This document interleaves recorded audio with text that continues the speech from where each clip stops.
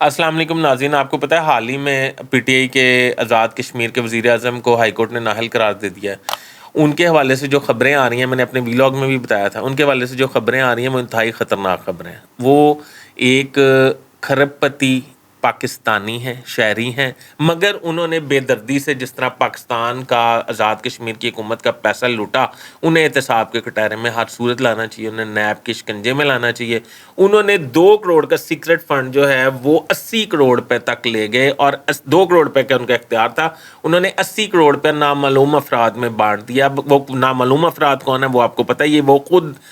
وہ خود ہی ہیں نامعلوم افراد میں، انہوں نے ہی وہ پیسے کھا لیے۔ انہیں نیب میں اس کی انکوائری ہونی چاہیے، اور ان کا بجٹ جو 5 سالہ حکومت کا بجٹ تھا وزیر اعظم سیکریٹریٹ کا 5 کروڑ روپیہ تھا، وہ بھی کوئی